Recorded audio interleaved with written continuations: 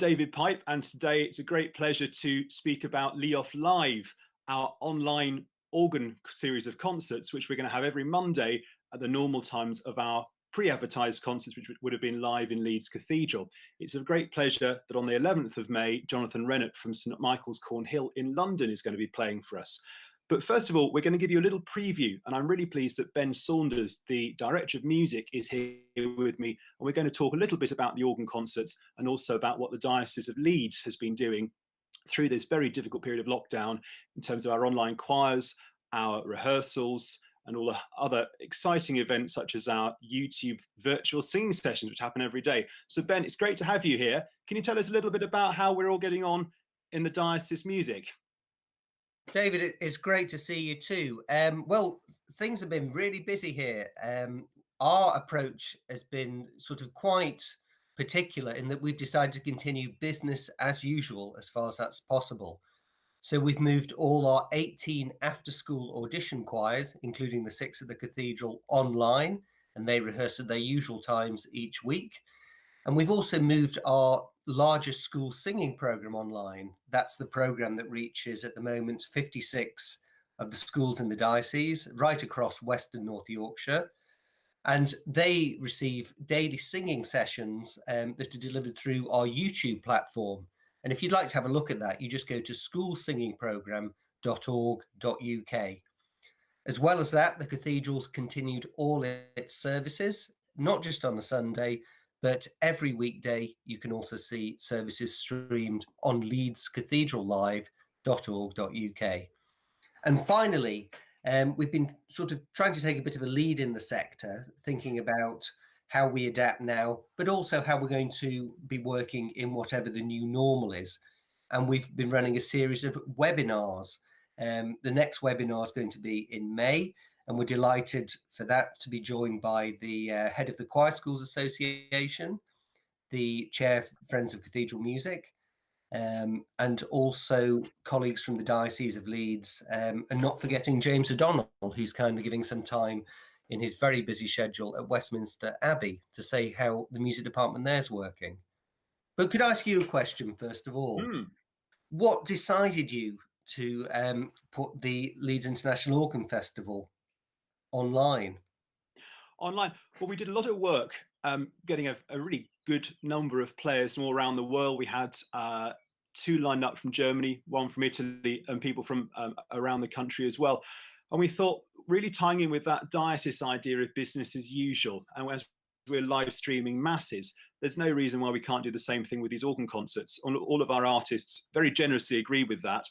They're going to send us some clips they've pre-recorded, audio or video, which we're going to broadcast each week at the normal times. I would add actually that they're all very generously agreed to come and play next year. So we're treating this almost like a high-tech version of these Monday recitals, but also a lovely preview of what we're going to have in 2021. It's worth saying the Leeds Cathedral organ is sitting pretty much unplayed at the moment, so people aren't able to enjoy our wonderful Clyce instrument there. So what we're going to do also each week is include a little clip of the organ from some of the many recordings that have been made of it. So that's going to include music by the Dutch Andriessen, for example, and we're hoping to have some music by Dick Hyman, very famous American jazz pianist who also did a lot of music for organ. So we're hoping that even though that organ isn't going to be heard in the flesh each week, we're going to be able to enjoy it still online, in addition to instruments around the country, such as Coventry Cathedral, instruments from Germany. I think also we're having one from Italy, as I mentioned. So we really thought business as usual. We can have more people out there enjoying these concerts now that YouTube has such a big following. So I really do hope that as many people as possible will be able to still enjoy our organ festival. That's fantastic news. Now, I think it's great that we've managed to get all these players, to freely give their time, both this year and also for next year. What about some of the other events you had planned? I know, for example, I was going to be opening a new organ in Beeston in the Catholic Church there with the church organist, Catherine Harris. Obviously, that's not going to go ahead because David Wood organ builders have had to down tools when churches were closed. What about the big event you had planned for all the primary school children in Leeds Town Hall to learn about the Yes, organ? well, that was really exciting. So we had a couple of summers now. We've been running visits into schools called organ workshops, and one of my colleagues and I have gone in. We've done a little presentation. We've got a PowerPoint slideshow going on. We've had some organ pipes to show them. We've played music, such as a clip of Star Wars being played on a Wurlitzer organ coming up through the floor in America. And we've found that each year the interest has been growing. And as a joint venture with a man called Jeremy Sampson, who runs a little project called Woof It. That's the wooden 1-octave organ for young technologists. And they came to us in Leeds last year, and it went down really well. And what we hope to do now is to have a big concert in Leeds Town Hall. And that was all booked in for a whole day with almost 1,000 children signed up to come to this. Then, alas, of course, school closures and lockdown. But we're now hoping to do this in November. So we're going to have a whole day. We're going to have workshops throughout the day. And at the centre of that is going to be a concert featuring the huge organ in Leeds Town Hall, which I'll be playing. And then Jeremy with his Woof It is going to be alongside. And we're going to have a concert, family-friendly concert of film themes and pieces that really the children wouldn't necessarily associate with the organ. I think that's the real key.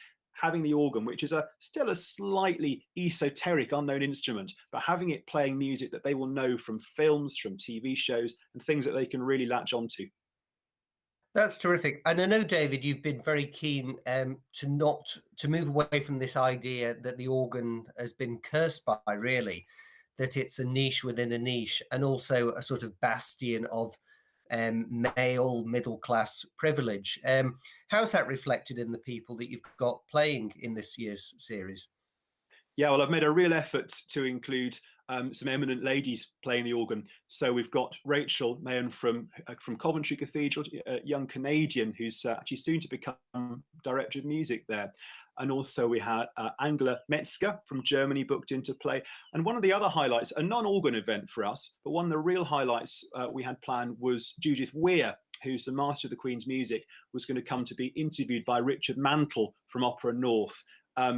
Though she's known for a whole wide range of music, she's written some really important organ pieces. And I suppose one of her most famous choral pieces, Illuminare Jerusalem, was done in the 80s at King's Cambridge. So she's a very, very big name in the music world. And we were delighted she was going to come and talk to us in June. But as I mentioned earlier, we're really pleased that she's very generously agreed to come next year. So I'm trying to make sure in every organ festival, not only do we have a wide range of music, we have a good diversity of players performing it and visiting us.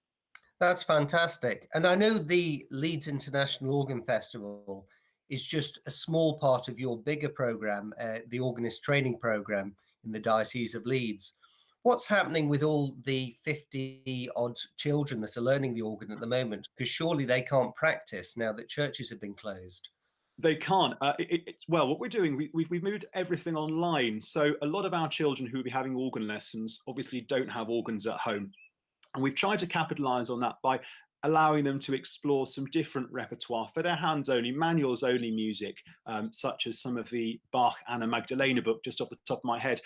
Another thing organists have to do, much to our, perhaps to our, what's the word I'm going for? It's a bit of a headache sometimes, but we have to do things such as score reading, transposition. These are known as keyboard skills. And a little bit like children having to practice their scales in their exams, they can sometimes be a bit of a bugbear.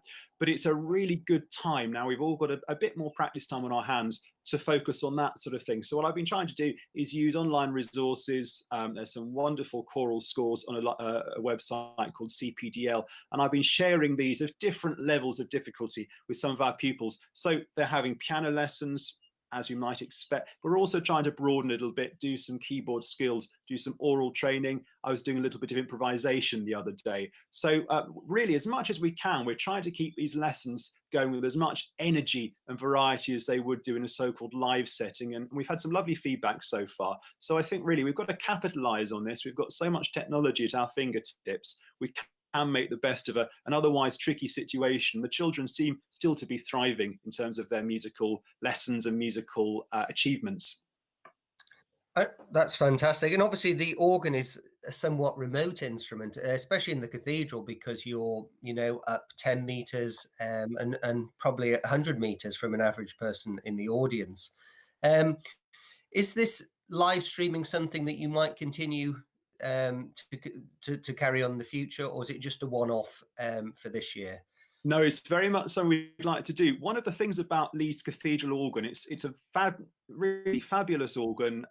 Many of our viewers might know this. That was built in the early 1900s by Hill, Norman and Beard, one of the great English companies. It was restored roughly 10 years ago by the German company Kleiss. And it sounds fantastic, but one of the problems we have is it's very difficult to see the player. You're up, as you just said, Ben, up in a gallery, and though it sounds great, the trouble is you can't really appreciate what the player's doing, what he or she is getting up to. So what we're going to do is make the most of this new live streaming technology we're making the most of in some of our liturgies. And we're going to make sure that everything next year is live streamed. So we'll be able to have a really good view of the player up in the organ loft, see their hands, see their feet, and also some of our other events that would normally be done in perhaps a reasonably small hall will be able to be live streamed to hopefully thousands of people. So again, seeing the silver lining in this difficult situation, we're going to try and make the most of this technology so that 2021 and onwards can really benefit from us being able to live stream and really let as many people around the world see our fantastic festival as we can. Great stuff. And finally, I think musicians under lockdown, in a way, people say, well, it's a great time that we can actually do tons of practice. But for me, it's very difficult because the majority of my work is with choirs. And although we can do some stuff online, there's natural limitations. In terms of my own musicianship, I'm keeping myself sane. Well, in fact, I'll show you if you hang on a moment. This is what I'm using to keep myself sane. It's a chromatic, an accordion. And instead of being one row of white keys and one row of black keys, it has 5. So that's been a challenge in learning actually how to play classical music on what's a very modern instrument. What have you been doing to keep your musical sanity during this time? My musical sanity? Well, I've tried to do a little bit more piano playing if I can. It's worth saying I also run a choir on a Monday night. We've been doing some online rehearsals. So I've been we're doing the Handel coronation anthem. So I've been trying to do a bit of online rehearsal myself. What choir is that, David, that you're running? Which choir is that? It's York Musical Society. So, and I think a lot of them, as with many choirs around the country, are slightly afraid of this new technology. But I think a lot have really found this to be a great social opportunity.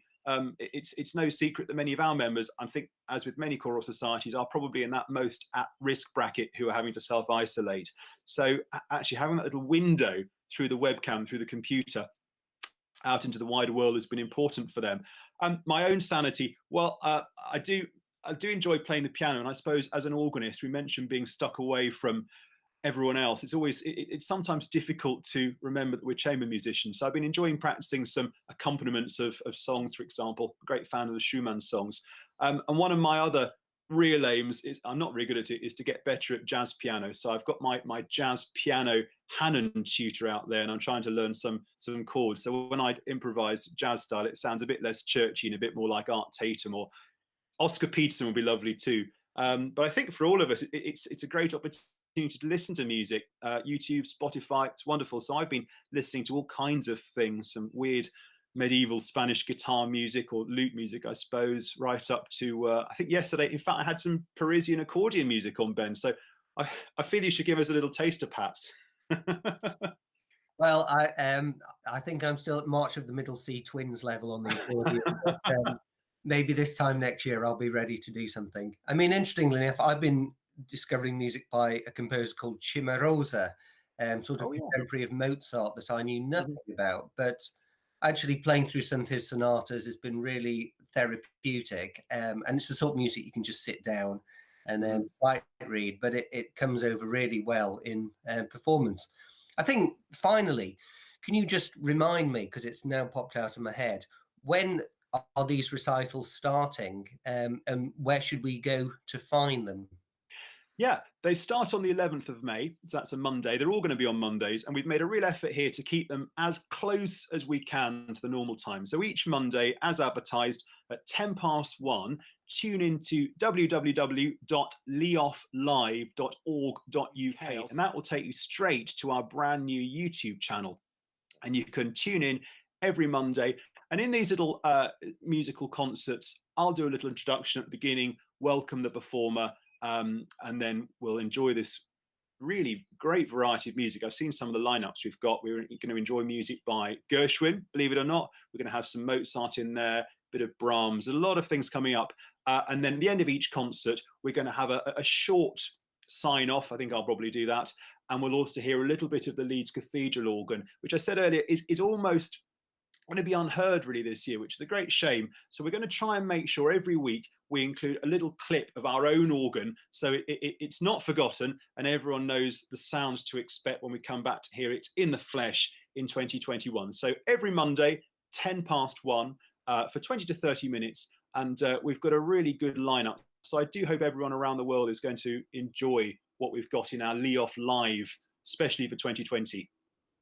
Well, David, thank you so much. I'm looking forward enormously to the first recital. And on behalf of all of us, can I just thank you for all the hard work you've put into bringing the whole experience to an international audience? Thank you. Thank you. Nice to talk to you.